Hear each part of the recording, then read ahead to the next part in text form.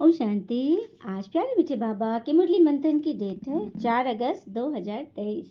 तो आज मीठे मीठे बाबा अपने बच्चों से कह रहे हैं, मीठे लाडले बच्चे। बाबा ने आज लाडले बच्चे बोला, तो सभी अपने नाम से फील करें कि बाबा हमें इस नाम से पुकार रहे हैं, मीठी लाडली नम्रता। तो बाबा आए हैं तुम्हारे लिए स्वर्ग की नई दुनिया स्थापन करने, इसलिए इस नरक से दिल न लगाओ, इनको भूलते जाओ। भगवान आए हमारे लिए स्वर्ग की नई दुनिया स्थापन करने, इसलिए इस नरक से दिल न लगाओ, इसको भूलते जाओ। क्यों बोलते बाबा भूलते जाओ? क्योंकि अगर हम इससे दिल लगाएंगे, इसकी अच्छाई बुराई में फंसेंगे, तो यह हमें ना अंदर दलदल की तरह समाते चला जाएगा। और पता है किस बात में हम फंसते हैं ज्यादा करके? क्योंकि कोई काम हम हाथ में लेते हैं ना, अगर उसको पूरा ढंग से नहीं करे तो हम आधे अधूरे ही व्यक्ति हैं ना। एक काम भी लो तो उसको पूरे ढंग से पूरा करो। जैसे कि उदाहरण के लिए श्री कृष्ण का उदाहरण है।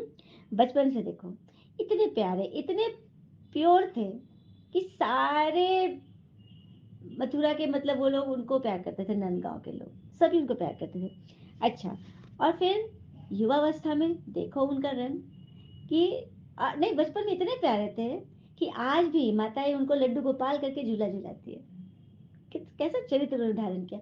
फिर युवावस्था में ये मस्ती की कि आज भी कोई उस तरह के बच्चे होते हैं तो लोग कह देते अपने बेटे को कि तू तो एकदम कन्हैया है, सब तेरे ऊपर लट्टू रहते, मतलब ऐसा सबको मोहित करते थे।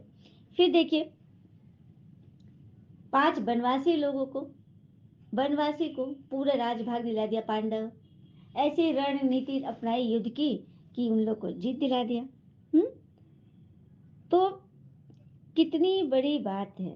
और प्रेमी ऐसा बने कि बस उनके प्रेम की आज भी गाथा कही जाती, मतलब हर एक चीज में वो नंबर 1। तभी तो 16 कलर संपूर्ण बने। हम्म तो वही बनाने के लिए तो भगवान हमें आए कि हम ऐसा कोई भी काम करें तो उसमें पूरी संपूर्णता, न कि किसी भी अच्छाई या बुराई में फंस करके अपना कूड़ा करकट कर ले। हम्म इसलिए बाबा कहते पुरानी दुनिया जो कि विकारी है, इससे दिमाग हटाओ और नए दैवी संस्कार, कृष्ण जी जैसे संस्कार को धारण करने की जो मुरली है उसको अपनाओ। हम्म प्रश्न, रहम दिल बाबा, तुम बच्चों पर किस रूप से कौन सा रहम करते हैं? तो बाबा कहते हैं, मैं पिता रूप से मीठी सैक्रिन बन तुम बच्चों को इतना प्यार देता हूँ जो दुनिया से मैं और कोई दूसरा दे न सके। मैं तुम्हें पवित्र प्यार की दुनिया का मालिक बना देता हूँ।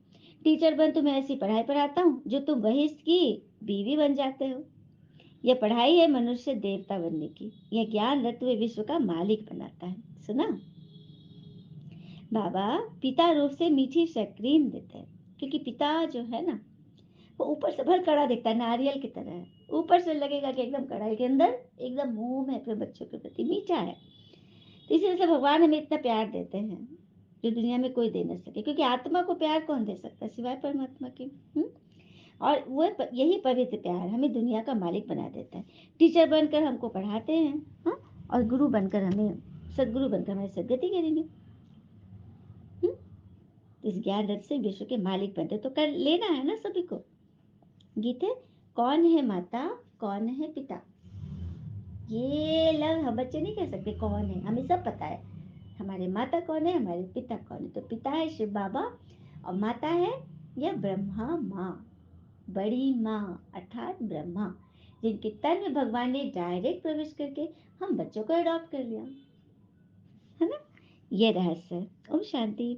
बच्चों को ओम शांति का अर्थ समझाया जाता है। ओम का अर्थ है आई एम आत्मा, मतलब मैं आत्मा हूँ, मैं निराकार परमात्मा की संतान हूँ। शरीर का फादर वह है, शरीर का फादर वो है जिन्होंने हमें जन्म दिया, उनको कहा जाता है शरीर को जन्म देने वाले पिता। और शिव बाबा है आत्माओं को बनाने वाले पिता। हाँ, तो शरीर के पिता तो हर जन्म में अलग अलग बनाते हैं, बनते हैं, लेकिन आत्मा का पिता तो जन्म जन्मांतर से एक ही है ना।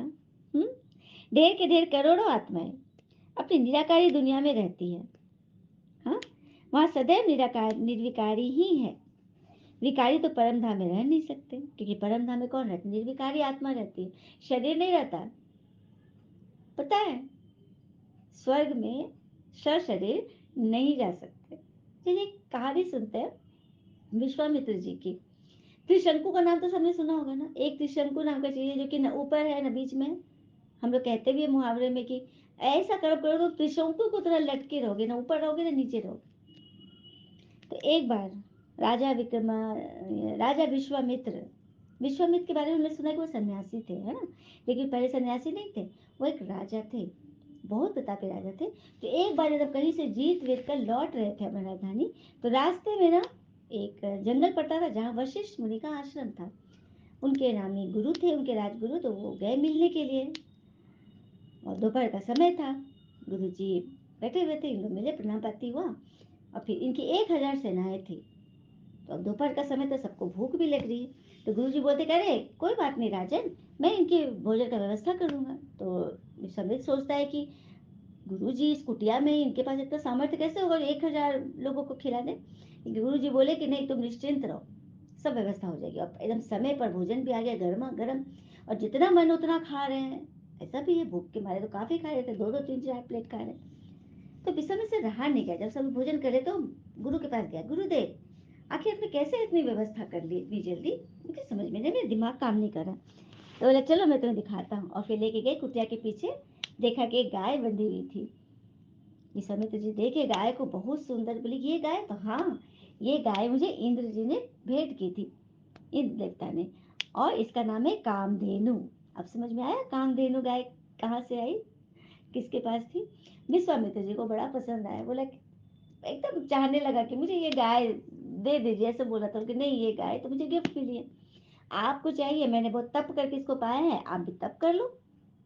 बोला अच्छा ये बात है। उसके बाद वो राजपाट सब छोड़ दिए विश्वामित्र, और लगे तपस्या करने, खूब तपस्या की। और एक वो सोचे ना कि मैं कामधेनु गाय तो मांगूंगा ही, मैं एक चीज करूंगा कि सुनते हैं कि स्वर्ग में शरीर नहीं जाता है, शरीर नहीं जाता है, आत्मा जाती है। तो मैं सशरीर स्वर्ग भेजूंगा, मैं ऐसा तप करूंगा। तो उसने एक व्यक्ति को ठीक किया, और योग के बल के उसको पूरा वो किया, तैयार किया, और उसको अपने तप के बल से स्वर्ग भेज दिया, सशरीर भेज दिया, इतना तप किया। तो इन भगवान जब देखे इन देवता कि सशरीर एक व्यक्ति पृथ्वी लोक से आया है, मृत्यु लोक से, तो वही बात है ना, मानुषगण मानुषगण कहते हैं ना कि स्वर्ग में अगर कोई देहधारी पहुंचता है धरती वाला, तो फिर मानुषगण आता है। तो इंद्र जो पहचान गए कि ये तो मनुष्य है, तो बोले तू यहाँ कैसे आया तुम, और उसको फिर नीचे भेज दिए। तो इन देवता ने उसको नीचे से धक्का देके नीचे भेज दिए, और वो नीचे गिर रहा था। तब विश्वामित्र की तंद्रा टूटी, ध्यान, और बोले अरे इंद्र की ये मजाल, मेरे भेजे हुए इसको मेरे तप के बल से मैंने ये प्राप्त किया, वो उनको नीचे भेज रहा है, तो ये भी अपना तप का बल से बोले कि इसको नीचे नहीं आने दूंगा, मैं नीचे गिरूंगा तो मैं मेरी सारी इज्जत मिट्टी मिल जाएगी।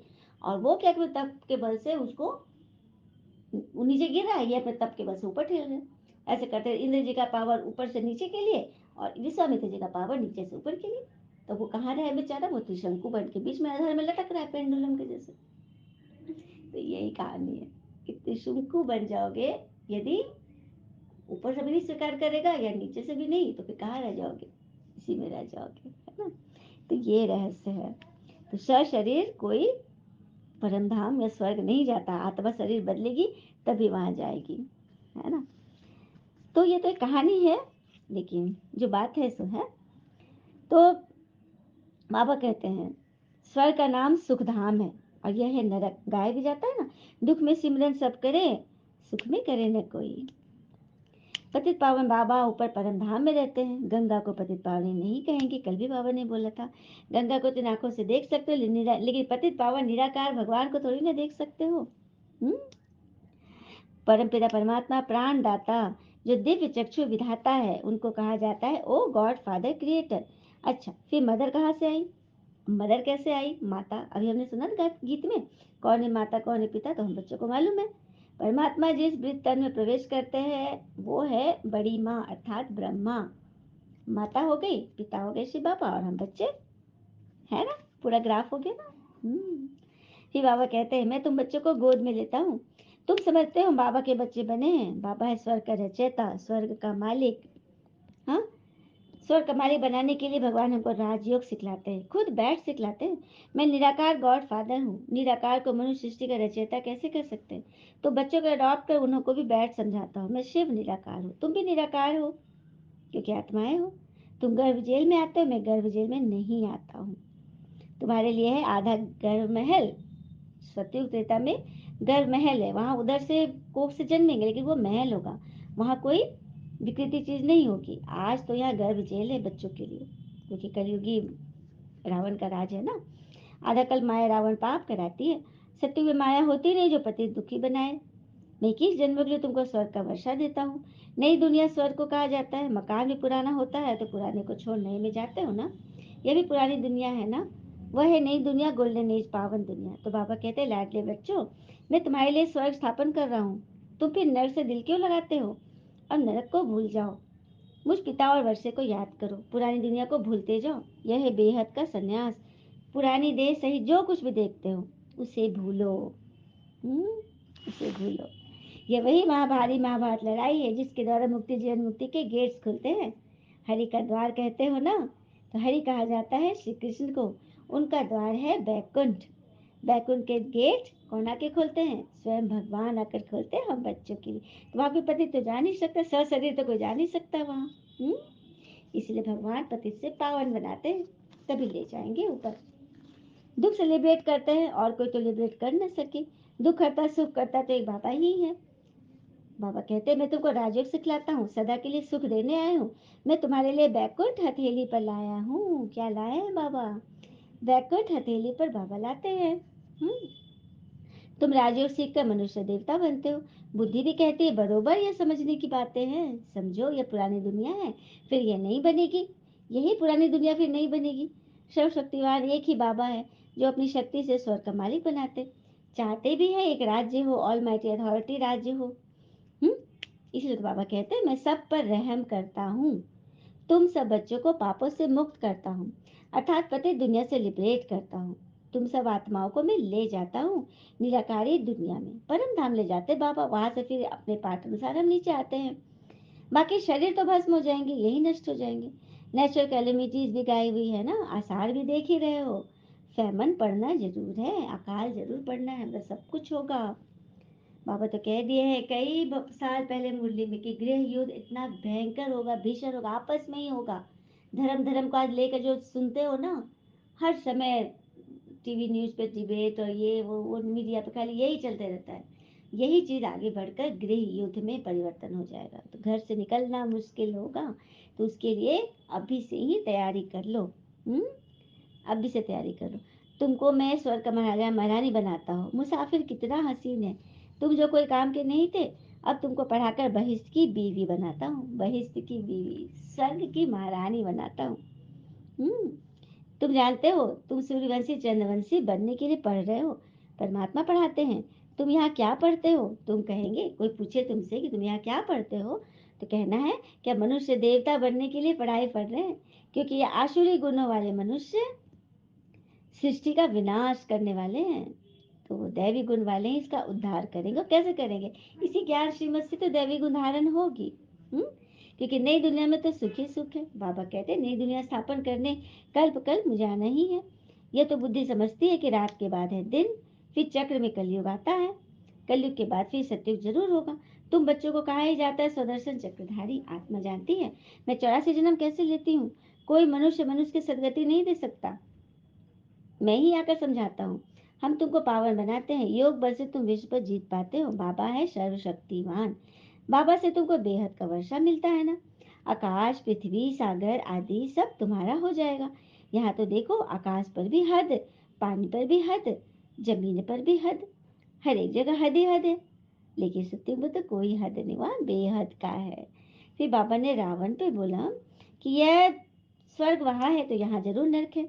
हाँ, सब मनुष्य दुखी है, सब पतित है। यह राज्य रावण का है जिसको जलाते रहते हो, परंतु जलता ही नहीं है। क्यों हर साल रावण को जलाते?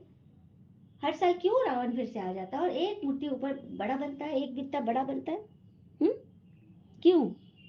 ये भी समझने की बात है। हर साल रावण एक बित्ता बड़ा क्यों बनता है? क्योंकि विकार धीरे धीरे चरम पे पहुंच रहे हैं, बढ़ते जा रहे, घटने का तो नाम ही नहीं है। हाँ, दिन प्रतिदिन लंबा करते रहते रावण को, पर तो समझ तो कुछ भी नहीं पाते, समझते ही नहीं। फिर बाबा के यहाँ देखो मुरली चलती है, फिर टेप में भरी जाती है, क्योंकि गोपिकाएं ये मुरली बिगड़ रह न सके। तो यह प्रबंध है, मुरली बिगड़ तो तड़पते हैं, क्योंकि यह मुरली है जीवन हीरे जैसा बनाने वाली। यहाँ बाबा पढ़ाते हैं, जो मुरली फिर लंदन अमेरिका तक जाती। लंदन अमेरिका तक मुरली जाती है। बच्चे सुनकर बहुत खुश होते हैं। गाया हुआ है ना, गोपिकाएं मुरली बिगड़ रह न सकी। श्री कृष्ण की मुरली जब बजती थी मधुबन में, तो गोपिकाएं कैसे भागती थी। हम बच्चे ही तो हैं। वो थी काठ की मुरली, और ये है ज्ञान की मुरली, जिसे आत्मा पढ़कर आत्मा झूमती है। हम्म आत्मा कहती है मेरा पिता परमात्मा है, वो आत्माओं को पढ़ा रहे हैं। ऐसा तो और कोई कह न सके, मैं परमात्मा तुम आत्माओं को पढ़ाता हूँ। कोई साधु संत ऐसा बोलेंगे क्या कि मैं परमात्मा तुम आत्माओं को पढ़ा रहा हूँ? कोई नहीं कहेंगे, है ना। तो वही बात है। यहाँ तो परमात्मा बैठ अपने गॉडली स्टूडेंट को पढ़ाते हैं, आप समान बनाते हैं। वैसे ही सृष्टि चक्र की नॉलेज गॉड फादर ही दे सकते हैं ना, क्योंकि उन्हीं के पास तो सारी नॉलेज है। सत्युग में मनुष्यों की ग्रेड बड़ी ऊंची रहती है।